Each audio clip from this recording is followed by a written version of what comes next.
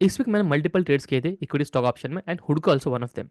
Basically हमें इस video में ये समझना है कि क्या लॉजिक और एनालिसिस बन के आ रहा था हुडको में as per our demand supply theory. Hi everyone, I am your mentor host and दोस्त रुद्रेश। दोस्त who are new and old, welcome to another learning video of step of finance.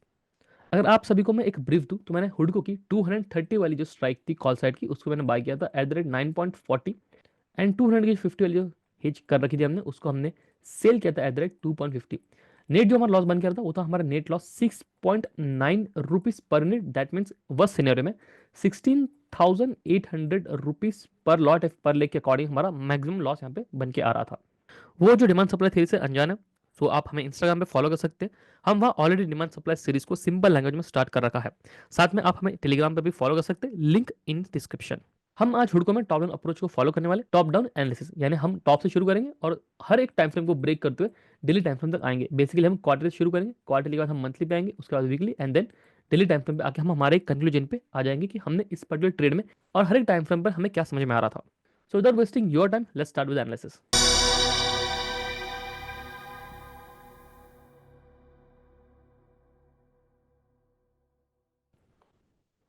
So quarter time frame अगर हम देखें तो quarter time frame हमें समझ में आ रहा है यहाँ पे कि हमारी प्राइस एक ऑल टाइम हाई लगाती है 350 के आसपास का, और फिर हमारी प्राइस ड्रॉप होती है। हालांकि हमें देखने मिल रहा है कि लेफ्ट हैंड साइड में इस पर्टिकुलर पॉइंट पे कोई भी सप्लाई जोन था नहीं, तो हमें क्लियरली देखने मिल रहा है कि जो भी यहाँ पे सेलिंग प्रेशर क्रिएट हुआ वो कंप्लीटली एक प्रॉफिट बुकिंग के चलते हमारी प्राइस जो है वो डाउन साइड में आई होंगे। सिमिलरली हमें देखने मिल रहा है कि जहाँ पे हमारी प्राइस एक बॉटम तक आई थी, इस लेवल तक 180 190 एक लेवल बन के आ रहा, इस लेवल पे इस पहले पॉइंट पे जो हमारी प्राइस है वहाँ पे कोई डिमांड जोन नहीं था। जो demand zone quarter time frame पे बन के आ रहा है वो ये वाली एक रेंज है। अगर हम इस चीज़ को मार्क करें प्रॉपर्ली तो हमें समझ में आएगा कि रेंज क्या बन जाएगी क्वार्टर टाइम फ्रेम के डिमांड जोन की। सो हमारा डिमांड जोन है वो स्टार्ट होता है 63 64 के आसपास से, तो चलता है नियरली 38 39 तक का। सो ऑलमोस्ट हमारे यहाँ पे 22 से 23 पॉइंट्स की एक रेंज बन के आ रही है क्वार्टर टाइम फ्रेम पे, जो कि अगेन एक बहुत ही बॉटम वाले एरिया में है प्राइस एक्शन के। सो जो कंक्लूजन बन के आता है वो ऐसा है कि क्वार्टर टाइम फ्रेम में ना हमारे पास कोई सप्लाई जोन था, ना हमारे पास कोई डिमांड जोन है जहाँ पे अभी हमारी प्राइस चल रही है। हमारा जो डिमांड जोन एक बन के आ रहा है वो बहुत ज्यादा लोएस्ट एरिया में या फिर बहुत ज्यादा बॉटम एरिया में, तो उसका ऐसा कुछ खास इंपॉर्टेंस फिलहाल के लिए नहीं है।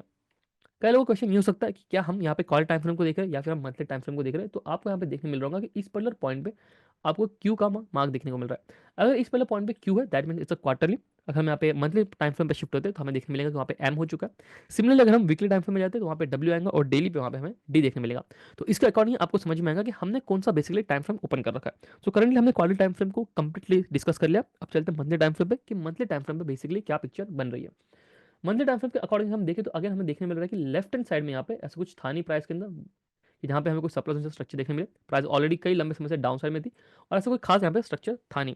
सिमिलरली यहाँ पे हमारे प्राइस ने एक ऑल टाइम हाई लगा था, वहां से प्राइस डाउन साइड में आ रही है। हो सकता है कि वहाँ पे प्रॉपर एक प्रॉफिट बुकिंग का सीन चल रहा है। साथ में हमें देखने वाली बात यह है कि यहाँ पे एक डिमांड जोन था, that is a continuous demand zone pattern. ये हमारी लेगिन होगी, ये दो बेस कैंडल हो गए जिनकी विक्स बहुत ज्यादा बढ़िया, और फिर हमारे मल्टीपल दो लेगआउट्स हो गए।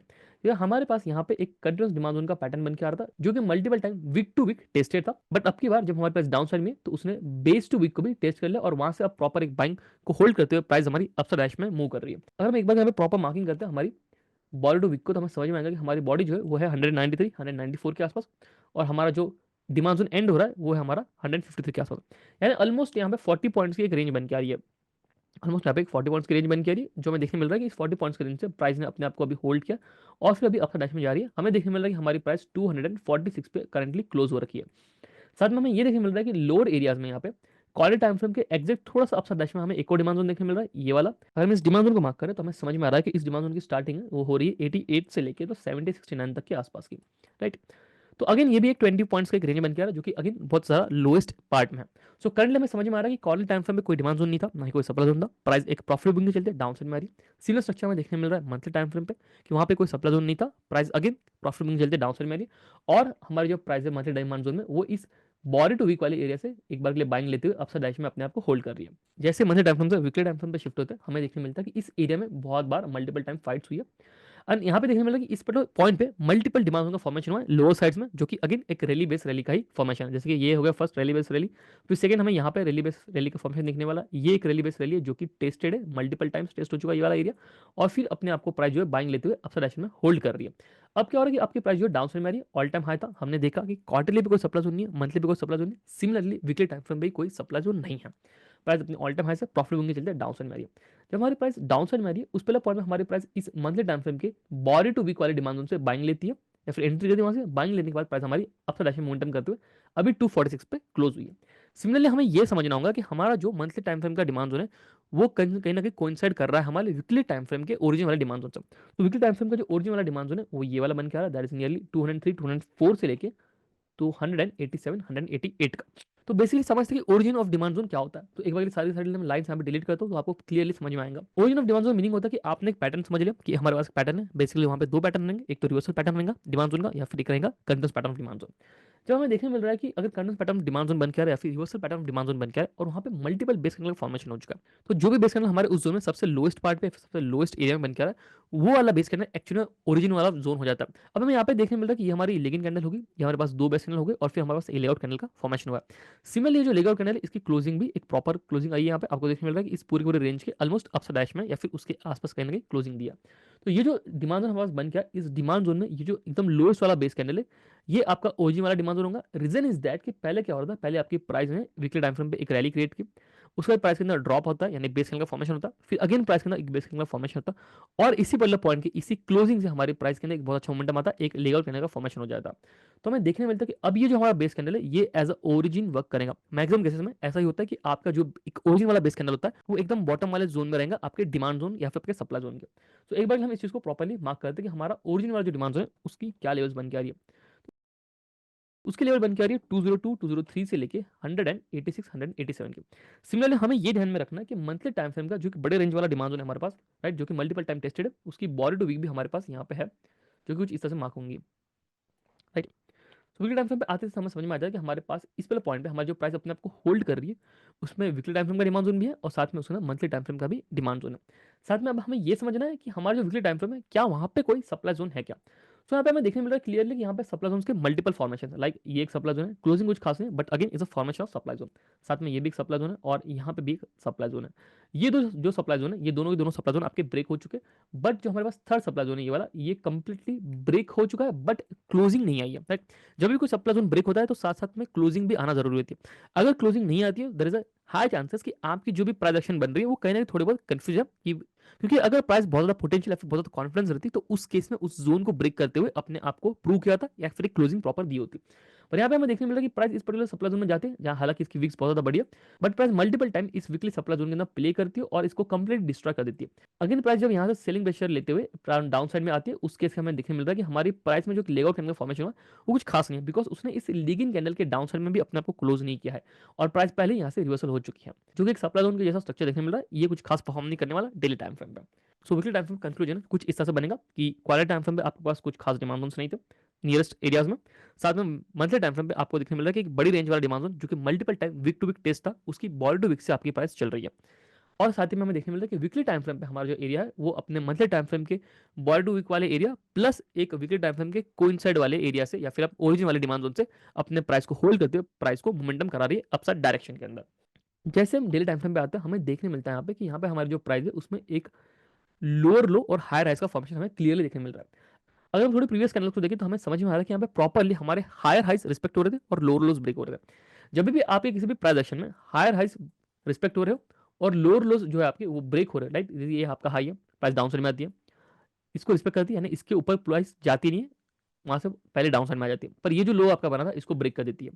अगेन प्राइस अपसाइड में निकलती है, इस हाई को रिस्पेक्ट कर लिया जाता है, बट जब प्राइस डाउन साइड में आई तो उस लो को ब्रेक कर दिया जाता है। तो जो भी एक ऐसा फॉर्मेशन होता है प्राइस के एक्शन के अंदर कि आपके लोअर लोज ब्रेक हो रहे हैं और आपके हायर एज रिस्पेक्ट हो जा रहे हैं, उस केस के अंदर वहां पे सप्लाई जोन जो बहुत परफेक्टली चलते हैं और डिमांड जोन के चलने के चांसेस बहुत ज्यादा कम होते हैं।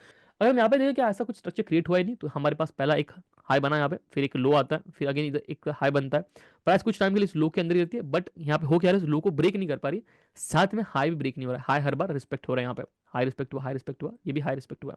हालांकि ये जो कैंडल है आपकी ये कंप्लीटली इवेंट बेस्ड कैंडल थी, दैट इज 4 जून जैसे लोकसभा इलेक्शन आया था उसकी कैंडल ये वाली।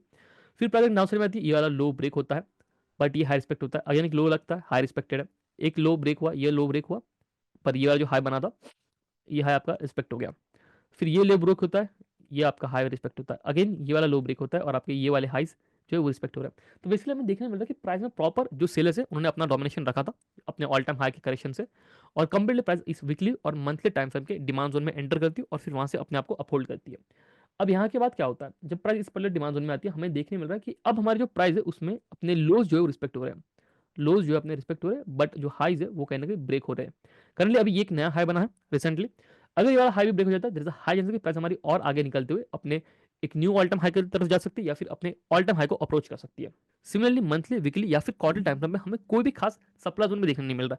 तो अगर सब कुछ प्रॉपर रहता है तो हमारी प्राइस अपने लोअर लोस को रिस्पेक्ट करते हुए अपने हाई राइज ब्रेक करेंगे, और अपने नॉर्मल से नॉर्मल डिमांड जोन को रिस्पेक्ट करने के बाद एक न्यू ऑल टाइम हाई की तरफ हमारी प्राइस जा सकती है। अब हम बात ये करेंगे एक्चुअली हमने डिमांड सप्लाई थ्योरी के अकॉर्डिंगली डेली टाइम फ्रेम में क्या देख लिया। तो डेली टाइम फ्रेम हम जो ट्रेड था उसको मैंने रेज किया था 27 दिसंबर 2024 को। अब हम देखिए कि 27 दिसंबर को हमारी प्राइस कहाँ पे थी, तो एक बार हम उस चीज को मार्क कर लेते हैं। तो ये हमारी 27 दिसंबर की क्लोजिंग जो कि देखने मिल रही है 227 के आसपास थी। अब आप कहेंगे कि आपको कहाँ से देखने मिल गया कि यही 27 दिसंबर है, तो आप इस पहले पॉइंट पे ध्यान दीजिए यहाँ पे, राइट। यहाँ पे आपको देखने मिलेगा कि इस पहले पॉइंट पे आपको डेट भी देखने मिल रही है और साथ में आपको प्राइस भी देखने मिल रहा है। अगर मैं मेरा कर्सर एकदम लास्ट वाली कैंडल लेके जाता हूँ तो होगा आपका 3 जनवरी 2025, और ये क्लोजिंग हुई आपकी 246 पे।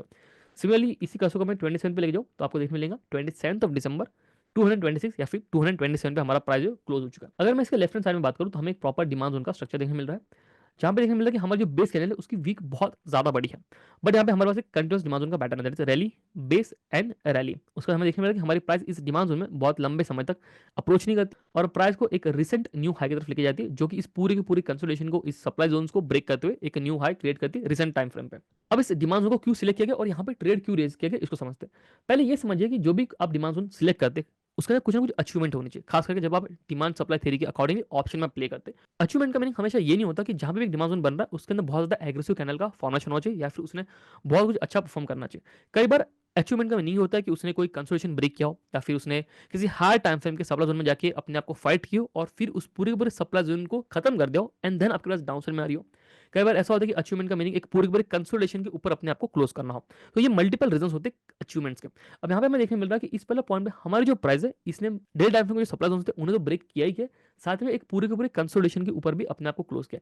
सिमिलरली हमें देखने मिलता है कि हमारी प्राइस बैक टू बैक अपने लोअर लोस को रिस्पेक्ट कर रही है और हाई राइज को ब्रेक कर रही है। वीकली टाइम फ्रेम पे, मंथली टाइम फ्रेम या क्वार्टरली टाइम फ्रेम पे हमारे पास कोई सप्लाई जोन नहीं थे। तो यहाँ पे क्या हो रहा है कि हमारी प्राइस प्रॉपर रेडी थी एक बार के लिए बाइंग करने के लिए। अगर प्रॉपर इस डिमांड जोन को मार्क करो तो ये आपकी मार्किंग हो जाएगी 227 से लेके तो 221 की, that is near about 6 to 7 points की एक रेंज बन के आ रही थी। सबसे पहले हम इस डिमांड जोन को समझने की कोशिश करते हैं कि इस डिमांड जोन को हम कंसिडर क्यों कर रहे हैं। पहले क्या हो रहा है, यहाँ पे रैली आ रही है, दैट मींस बायस डोमिनेंस में अगर आपकी रैली आ रही है ऑब्वियसली बात है कि आपके बायस जो डोमिनेट कर रहे हैं सेलर्स को। उसके बाद क्या होता है कि एक गैप लगता है, गैप के बाद हमारी प्राइस जो है ओपन होती है, उसका तो वही उसका गैप के आसपास कहीं ना कहीं छोटा मोटा लो लगता है और प्राइस कंप्लीटली मोमेंटम करते हुए एक हाई क्रिएट करती है उस डे पे जो कि है 240 के आसपास का। 240 के आसपास अपना एक हाई क्रिएट करती है उस डे पे। इसके हाई के लेफ्ट हैंड साइड में देखिए तो हमें देखने मिलेगा कि यहाँ पे कोई प्रॉपर सप्लाई जोन है नहीं। अगर इसको सप्लाई जोन को हम कंसिडर करते हैं तो ये ऑलरेडी टेस्ट हो चुका है इस पर्टिकुलर एरिया से। अगर ये मल्टीपल बेसन वाले एरिया को सप्लाई जोन कंसिडर करें तो ये ऑलरेडी टेस्ट हो चुका है इस एरिया से। अगर हम इसे सप्लाई जोन कंसिडर करें तो ऑलरेडी ब्रेक और टेस्ट हो चुका है इस डिमांड जोन से। यहाँ पे ऐसा कोई खास 240 पे कुछ था नहीं, but there is a high chances कि अगर सप्लाई जोन नहीं है तो इसका मतलब ये नहीं रहता कि आपकी प्राइस कंटिन्यूसली अपसाइड डैश में जाएंगी। कई बार इन ऐसे फाइट्स के अंदर भी देखने मिलता है कि अगर आपके पास अपसाइड डैश में निकल रही है तो छोटे छोटे एरियाज पे, छोटे छोटे पॉइंट पे या फिर छोटे छोटे डिफरेंस पे कहीं ना कहीं सेलिंग प्रेशर रहता है। तो अब यहाँ पे हुआ क्या होगा कि प्राइस जब अपसाइड डैश में निकली 240 के आसपास तब यहाँ से कोई ना कोई सेलिंग प्रेशर एक्टिव होगा और सेलिंग प्रेशर एक्टिव होने के चलते हमारी प्राइस कंप्लीटली 240 से 227 पे ड्रॉप हो गई। That is near about 13 to 12 points हमारी जो प्राइस है वो सेम डे ड्रॉप हो गई अपने हाई से। ओके, अब नेक्स्ट डे क्या होता है, नेक्स्ट डे हमारी प्राइस वहीं 228 के आसपास ओपन होती है, थोड़ी बहुत ड्रॉप होती है 221 तक आती है और फिर कंप्लीटली जाती है एक न्यू हाई क्रिएट करती है उस डे पे। प्रीवियस हाई के भी अब अपनी एक न्यू हाई को कंसिडर किया जाता है यहाँ पे, दैट इज 242 243 के आसपास। और जो नॉर्मल डिमांड जोन्स होते हैं वो तो आसानी से दिख जाएंगे कि भाई एक प्रॉपर फॉर्मेशन होता है, एक लेगिन बनी, प्रॉपर बेस कलर बना और प्रॉपर मल्टीपल लेगआउट्स बन गए।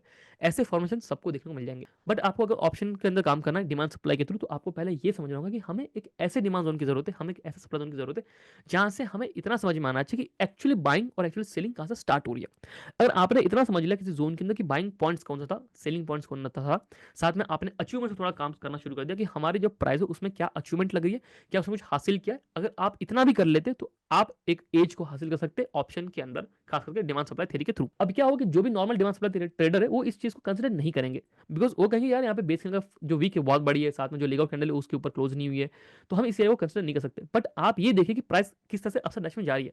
प्राइस अपने लोस फॉर्म कर रही है, अपने हाइस को ब्रेक करिए, प्रीवियस सप्लाई जोन्स को ब्रेक करिए, कंसोलिडेशन को ब्रेक करिए और फिर डिस्ट्रीब्यूशन बाइंग के थ्रू ही क्यों ना पर एक अच्छा सा मोमेंटम क्रिएट कर रही है।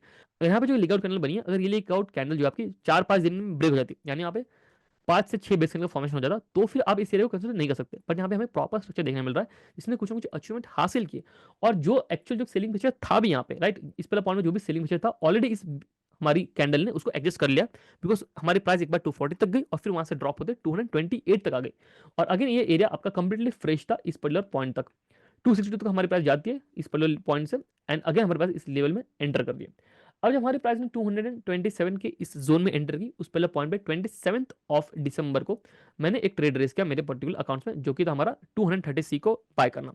अब क्योंकि यहाँ पे थोड़ा बहुत डर था मार्केट के अंदर भी कि मार्केट थोड़ा बहुत पैनिक सिचुएशन में दिखा रहा था, सेलिंग प्रेशर कंटिन्यू बने जा रही थी, राइट, निफ्टी बहुत ज्यादा कंसोलिडेट कर रहा था, तो इन सब के चक्कर में मुझे नेकेड बाइंग करना बिल्कुल भी सही नहीं लगा। तो मैंने क्या किया, मैंने 230 that is at the money वाली जो स्ट्राइक थी, एटीएम स्ट्राइक 230, उसको मैंने बाय किया एट द रेट 9.40 पे।